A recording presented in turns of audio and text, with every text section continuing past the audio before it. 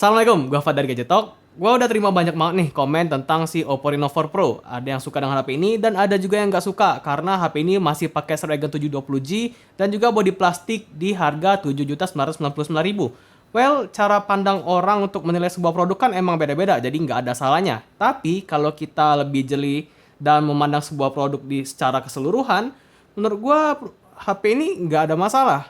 Kenapa? Yuk langsung aja kita bahas setelah yang satu ini.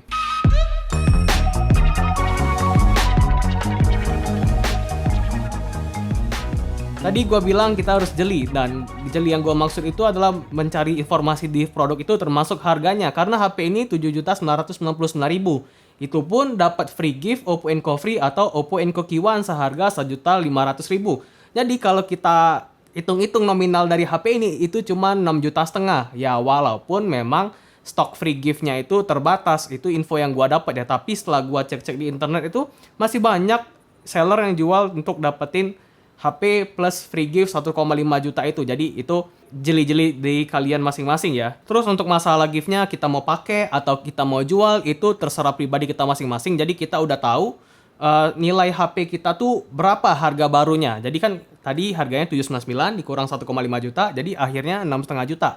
Nah itu yang gua maksud, kita tuh harus jeli untuk menilai harga dari smartphone real kita itu berapa. Contohnya kayak Find X2 Pro punya gua nih, harganya ini 17 juta, tapi dapat free gifts Encovex robot vakum gitu ya, dan gua jual seharga 4 juta. Jadi nilai harga beli baru HP ini tuh sebenarnya 13 juta. Itu kalau kalian jeli. Penggunaan Snapdragon 720G juga dibilang kemahalan oleh kaum mending, dan nggak sepenuhnya salah karena HP 3 jutaan aja udah pakai SoC yang sama. Again, gua bakal bilang nggak masalah karena performa yang dikasih HP ini tuh masih berasa ngebut. Mau dipakai scrolling doang mah udah pasti nggak masalah lah ya. Malah berasa lebih ngebut dan lebih smooth berkat layar 90Hz-nya. Multitasking tentu aman, RAM-nya 8 GB. Main game gimana? Udah gua tes beberapa game andalan gua kayak COD Mobile dan AOV.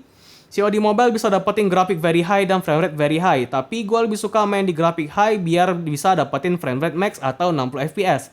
Experience-nya tuh berasa lumayan enak. Frame rate-nya stabil di 50-an fps, tapi terkadang ada frame rate dikit walaupun terbilang jarang. Untuk AOV bisa dapetin grafik nyaris rata kanan dan stabil di 60 fps. Overall main game di HP ini tuh berasa enak karena layarnya sensitif dan suhunya aman.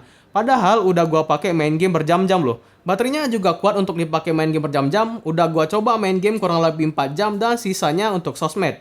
Baterainya masih sisa sekitar 12%.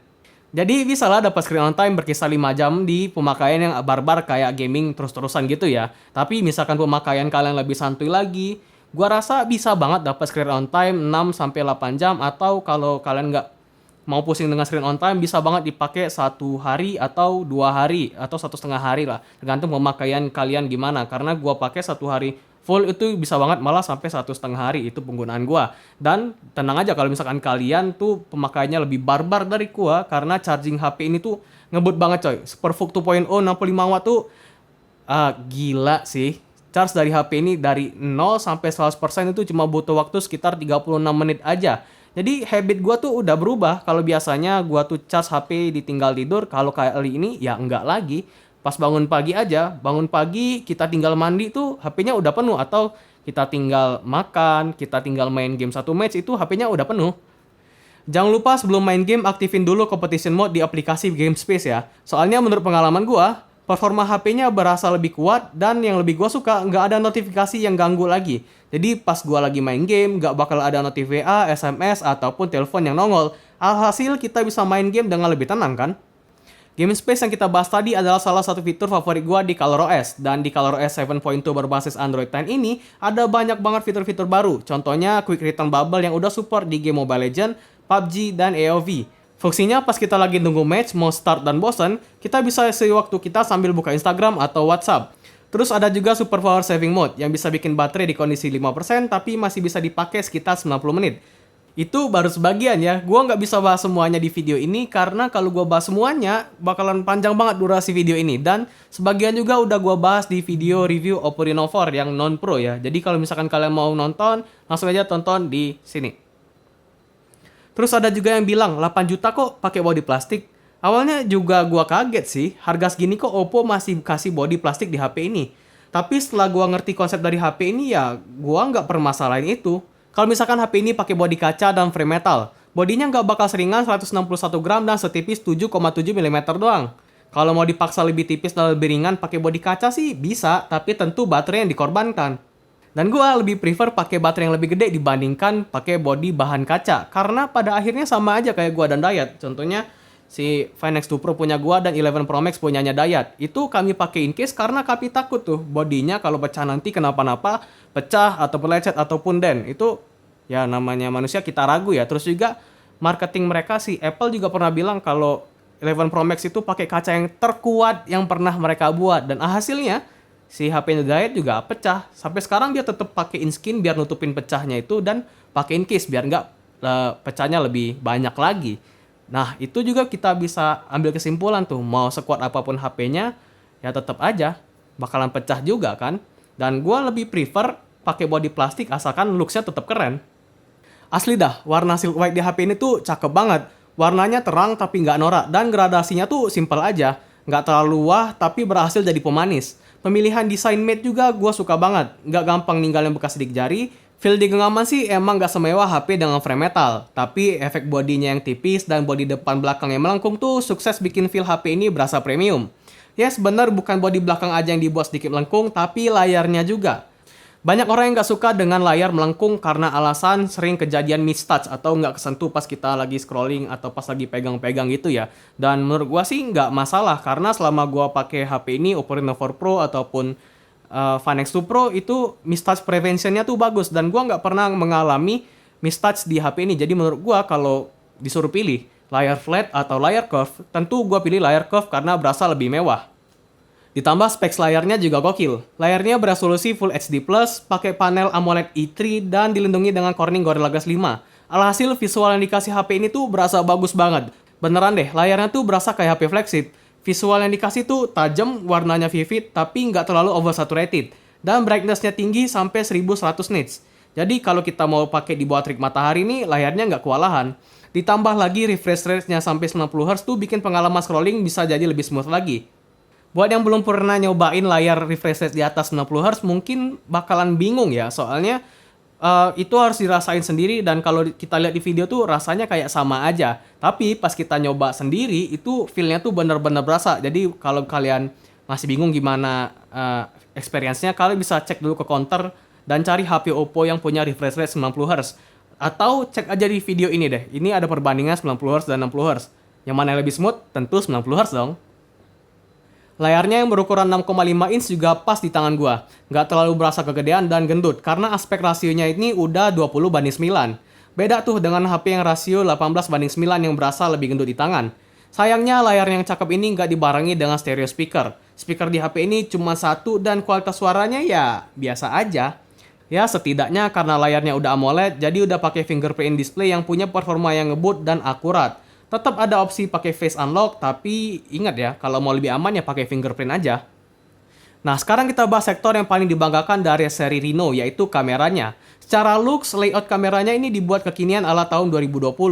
Buat gua, desain kayak gini tuh, ya lumayan lah. Tapi buat Dayat tuh suka banget dengan desain kamera bulat-bulat kotak-kotak kayak kekinian 2020. Ya, selera orang beda-beda.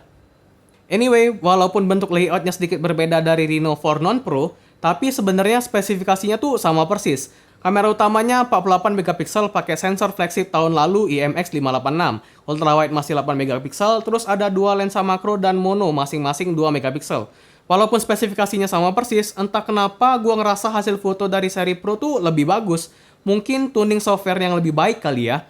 Untuk hasil fotonya di kondisi cukup cahaya sih bagus. Detail yang dikasih masih cukup tajam, dan dynamic range-nya juga masih bisa dihandle dengan baik. Walaupun terkadang white balance-nya jadi ngaco kayak di foto ini. Terus warnanya natural, nggak oversaturated, dan overall pencahayaan adalah kunci keberhasilan dari kamera Reno 4 Pro. Kayak foto Vespa ini deh yang di indoor medium low light. Sekilas hasil fotonya tuh bagus, tapi kalau kita zoom nih, kelihatan deh detailnya hilang. Fitur AI Color Portrait di HP ini tuh tetap ada, tapi jujur gua cemburu nih, soalnya Find X2 Pro yang hitungannya lebih mahal, flagship ya, terus juga udah terima ColorOS 11 beta, masih belum terima fitur AI Color Portrait. Jadi gua berharap Oppo adil dong. Masa HP lebih mahal nggak bisa fitur kayak gitu kan? Fitur ini gokil sih untuk yang senang berkreasi ataupun tampil beda, Karena kita nggak perlu ribet-ribet lagi edit dan hasil fotonya udah auto cakep. Ya, walaupun masih suka hit and miss dan gua notice softwarenya ini masih suka bingung kalau warna background foto kita itu mirip dengan warna kulit kita. Jadi kalau mau hasil fotonya lebih rapi, cari background yang nggak kontras dengan warna kulit kita. Di kondisi low light, kita wajib banget pakai night mode biar hasil fotonya jadi lebih cakep. Soalnya kalau kita cek nih, night mode-nya bisa benar-benar improve di bagian detail biar lebih tajam, walaupun masih suka overprocessing dan jadi lebih terang. Overall, night mode-nya cakep dan bisa diandalin untuk foto low light. Nah, kalau kamera depannya seperti biasa lah ya, Oppo. Combo resolusi gede 32 megapiksel plus sensor Sony IMX616 bisa kasih foto yang bagus banget di kondisi cukup cahaya. Detail yang dikasih tuh tajam, dynamic range-nya juga lumayan oke asalkan nggak di extreme backlight kayak di foto ini ya. Gua foto ini di kondisi yang terik banget dan kelihatan banget tuh HDR-nya agresif banget.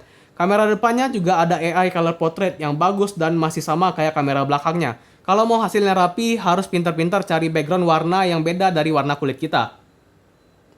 Videonya ternyata bagus loh, bisa rekam di resolusi 1080p 60fps dan mentok di 4K 30fps. Hasilnya semua stabil dan fokusnya juga cepat.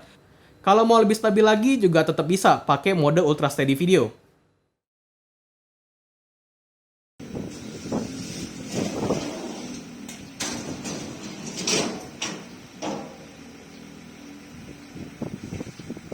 Ini Oppo Reno 4 Pro di resolusi 1080p 30fps mentok di situ doang dan pakai ultra steady video. Soalnya gua tes tadi pakai tanpa ultra steady video itu hasilnya shaky.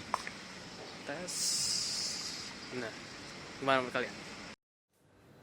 Oke, kesimpulannya, HP ini worth it gak sih di harga yang udah kita sebutin tadi dan cocoknya buat siapa?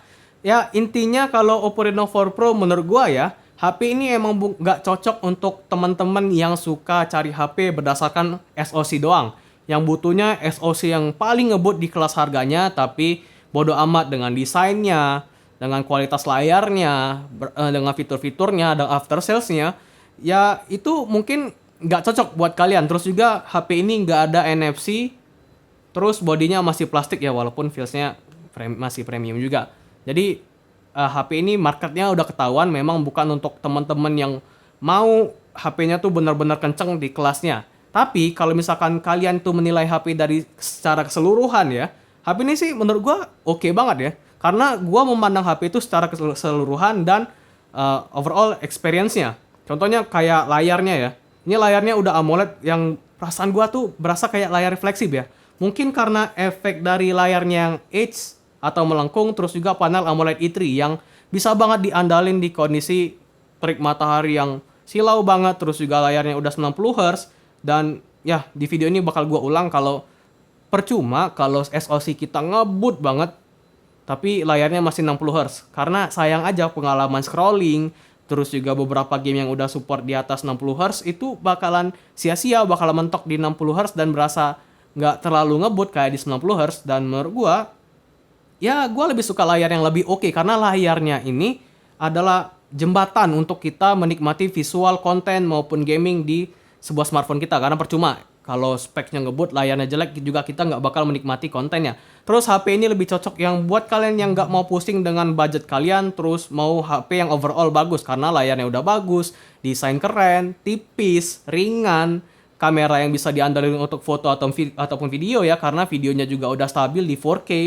dan chargingnya itu ngebut loh.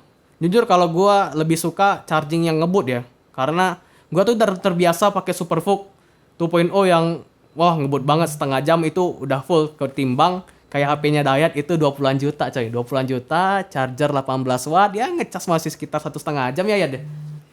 Nah itu. Nah, jadi makanya itu adalah poin plus yang harus kita perhitungkan sebelum kita menilai sebuah smartphone. Jangan cuma menilai dari SoC doang. Tapi ya itu menurut gua. Gimana menurut kalian? Langsung aja komen di bawah jadi kita bisa diskusi bareng-bareng. Nah seperti biasa, kalau kalian suka dengan video ini, boleh banget klik like dan subscribe. Dan gua Farid, bye.